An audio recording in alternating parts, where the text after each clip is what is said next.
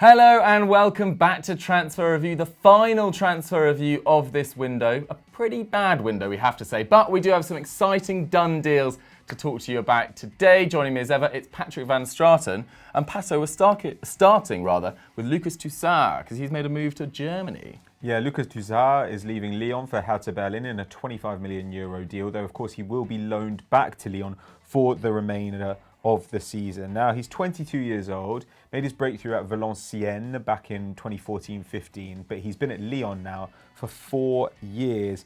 During that time, he's helped France's under-19s win the Euros, and he became a regular at club level, going on to make over 150 appearances and score 6 goals for the club. They were pretty good during that period as well. At one stage, he was regarded as one of the top young defensive midfielders in Europe when they got consecutive third-place finishes in 2017-18 and 2018-19. Of course, reached the Europa League semi-finals as well in 2016-17. So it's a pretty good period. And to be honest, his journey from first name on the team sheet to surplus to requirements has been really quite short and alarming. 2 seasons ago, played 37 league games, then 30 last year. This season, still pretty useful. 14 out of Lyon's 21 matches he started.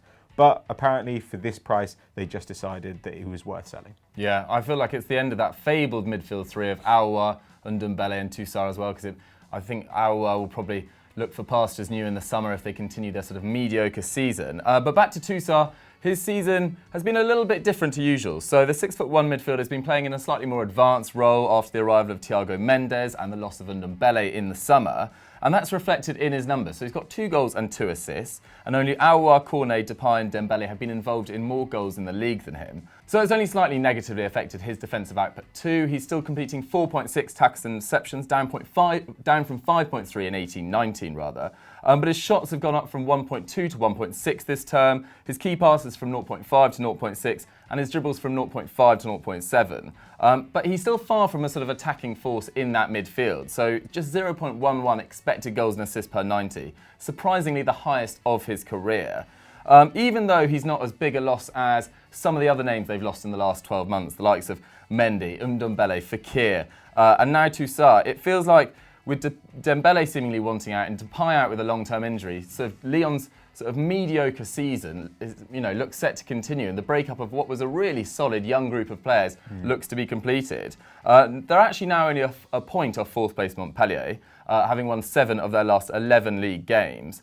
But potentially, as I say, more bad news for Lyon going forward. I'm not sure whether Aouar will stick around much longer. Dembele, it looks like he'll definitely leave in the summer if he doesn't leave before this window is out. As for Jurgen Klinsmann's Hertha Berlin, Toussaint will instantly become their record signing, overtaking Dodi Lukebakio, who joined in the summer for £18 million. Klinsmann has overseen a little bit of a renaissance since taking over from Kovic, who was sacked at the end of November, winning 3 of his 7 games in charge, with 2 draws and 2 losses in that time. That's the same amount of wins as they had in their first 13 games this season. But you can't help thinking, Pat, that it's a bit of a backward step for Toussaint going from a Champions League club to one in Hertha Berlin, who have only finished in the top 10 3 times in the last 10 years. Bit of a weird one, this. Yeah, but they've had a little influx of cash, I think, so maybe they're offering him a big pay increase. And who knows, maybe it was made clear to him that his future was not going to be at Lyon. Lyon do feel a little bit like they are on the way down, like you've been saying. So they obviously turned to him as well after failing with that move for Granit Xhaka, and I think this is probably more sensible in a lot of ways. Like, I think you know exactly what you're getting from Toussaint. You're getting a decent defensive midfielder who's still extremely young. So decent business from them. Not quite sure what's going on at Lyon, but just another kind of odd move in this really strange January window. Yeah, it has been bizarre, and you expect him to be playing alongside a Scassabar as well, who they brought in from Stuttgart last summer. So a bit of a weird one. Let's move on to our next one. Just before we get into our next section, make sure that if you're not subscribed to the channel, you get subscribed to it now. Hit the notification bell to never miss a video. And we move on to done deal number 2, which is Daniel Podence to Wolves. This one is an odd one. Yeah, it's totally baffling. So according to the Telegraph, Wolves are about to sign Daniel Podence for a £17 million from Olympiacos before the deadline slams shut at 11 p.m. tomorrow. It might even be done before this video goes live. Podence has been Nuno Espirito Santo's priority signing this month, but the 44-time Greek champions were holding out at closer to €25 million for the 24-year-old whose agent, we have to say, is George Mendes. So it feels like it's got his dirty mitt all over this deal. We'll get on to why it's a particularly weird move in due course. The Telegraph claimed that Hwang Hee-chan was also a target for the Midlands club, but that deal is now on the back burner after RB Salzburg obviously lost Minamino to Liverpool and Haaland to Dortmund this month. Podence came through the academy at Sporting CP, where of course he was a teammate of Rui Patricio, making just 40 appearances for the side between 2014-15 and 2017-18, so not really a regular there. They even sent him out on loan to Morenese for a season where he scored 4 goals and provided 2 assists in 14 league games, which is probably the best return of his slightly mediocre career. Went back to Sporting in 17-18 and played just 516 minutes, contributing 3 league goals. They then sold him to Olympiacos for 6.3 million at the end of that season. And Pat, how's it gone for him since in Greece? Not spectacularly, really. He's got 12 goals in 68 appearances in Greece. I don't really understand that doesn't suggest snap him up. Well, in 2018-19, 5 goals, 8 assists in 27 league appearances. There were 22 players in Greece who scored more goals than him. In Europe, he was under 2 for shots, key passes and dribbles per game. Not particularly impressive.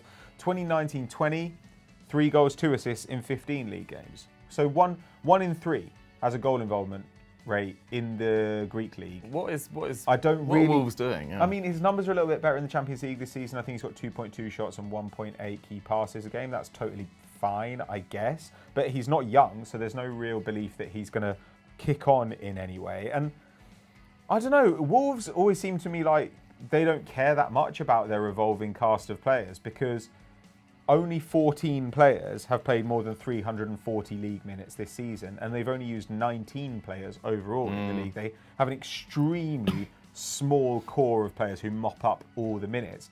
And I suppose Adama Traore has never played more than 40 games in a season. He's already on 35 this year, and there are rumours that he might go to a bigger club. So I suppose you might want to prepare for his departure.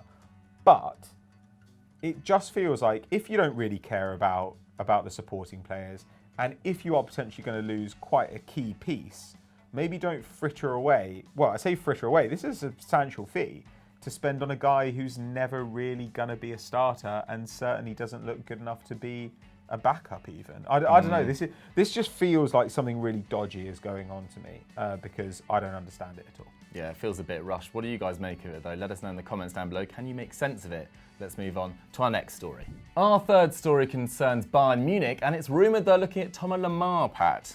Yeah, apparently they are considering him to add a little bit of creativity in January, and I suppose in the long term, if they decide not to make that Coutinho move permanent, then maybe they think Lemar could be that guy instead. Now, Bild claimed that Arsenal have been looking into potentially loaning the 24-year-old as they try to boost their faint hopes of qualifying for the Champions League. But Bayern, who obviously have a little bit more money than Arsenal, may try to tempt Atleti into selling him. He joined them for 60 million euros back in June 2018, which was obviously a club record at that point, and massive. He really has not been spectacular since then. It's kind of an odd link, because I feel like Spurs have been linked, Arsenal have been linked. No one's really made a move, so it'd be really strange if Bayern were the ones who went for them. And Die Roten CEO, Karl-Heinz Rummenigge, refused to rule out a move for Leroy Sané this week, which would kind of suggest that they were going to spend their resources differently. But he didn't entirely suggest that they weren't interested in Lemar either. He said, if we're interested in principle, which I do not rule out, we will first talk to the club in order to create a friendly atmosphere of conversation. So obviously what he's saying is, please don't be angry with us, Atleti. Like this is not coming from us at all. I don't really think that this is that likely, but at the same time, I can't really work out what's gone wrong for him at Madrid. Like, I never thought he was like worth the amount of money they paid. I was really horrified when it looked like Arsenal were going to pay like 90 mil for him. But, very close to as well. But I certainly think he's a lot better than this. Yeah, I mean, it just hasn't worked from Atleti at all. I think it was the 16-17 season at Monaco where he really shone, had quite a mediocre 17-18, then Atleti went big. So last year, 38 league and Champions League appearances, 3 goals, 4 assists. His stats weren't great as well, 1.3 shots, 1.9 key passes, down from 2.5 in that Monaco year I was talking about, and just 0.31 expected goals and assists per 90. Obviously, you might expect a little bit of a drop down if you're playing in Simeone's midfield. You might not give the same creativity, but that's quite a worrying drop down. This year, it's been even worse though. So he missed 10 games with 2 separate injuries, and he's actually currently out with an injury anyway. So I just really don't see this happening. It means that with nearly 2/3 of the season done, Lemar has played just 950 minutes in the league and Champions League. Guess how many goals and assists he's contributed? A big fat 0. So 21 appearances, 0 goals, 0 goals, and just I think it's a couple of assists as well. So his numbers have collapsed, 0.8 shots, 0.7 key passes, 2 dribbles. His expected goals and assists is at 0.07, which I think is lower than James Tarkowski in the Premier League. So you can see why Atleti would be happy to try and recoup some of that massive fee they spent on him. And maybe they're the ones peddling this story because maybe they're trying to incite a bit of a bidding war late in the window, but it does seem even a bit risky for Atleti because they're not exactly banging in goals and they don't have that many options in midfield and attack. To lose a player of Lemar's quality, I say quality, he's clearly not done it at Atletico Madrid, but he's still a useful player. And surely Bayern should wait for the summer. They're now only 1 point behind Leipzig, and no one has scored fewer than their 55 league goals. So even with Gnabry, Perisic, Koeman, who's back from injury, Coutinho, Muller can play out in the wing, they don't seem like they really need an injection of attacking another attacking resource, I should say. So I think this is kind of baffling. Pat, you said you didn't want Lemar in 17-18. If he's available on a very reduced fee, say around 25-30 in the summer, would you consider that for Arsenal? Probably not. Like, Arsenal don't have a lot of resources. They need to spend that money more intelligently. And when you see Spurs, for instance, get Steven Bergwijn for a similar fee, I just think that that's a much better use of resources. Like, don't get me wrong, Arsenal are going to need another number 10 going forward, but it just doesn't make sense to me. Like, he's not an elite winger. He's not really an elite 10. You could try and play him as an 8. He does a decent amount of defensive work, loads of pressing, and like you said, good dribble numbers, but it just seems very strange at this point. So he definitely needs to move, but I think it might end up being to a slightly lower level than that. I think it might end up being to, an Everton or a Roma type side. Yeah, he definitely needs to rebuild his career because there's clearly a talented player in there, just not worked out for him at Atleti at all. Atleti fans, do you see a future for Lemar at Atleti, or would you rather see him go this month or in the summer? Let us know in the comments down below. And guys, at this stage, we normally do some fan picks of transfers that you want to see us analyse rather, but there haven't been that many to choose from this month. Pat, have you got any thoughts on why this month has been so quiet? Not really. I mean, I guess for teams that have the resources, they kind of are going to stick with what they have because they know that value is kind of better in the summer, and so many leagues are already wrapped up. PSG, they're kind of already wrapped up.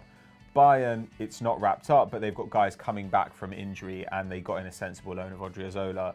I mean, Inter have gone really hard because they see an opportunity for a title, but normally, the problem is we just haven't seen really exciting moves because what we've instead seen is sides trying to avoid relegation.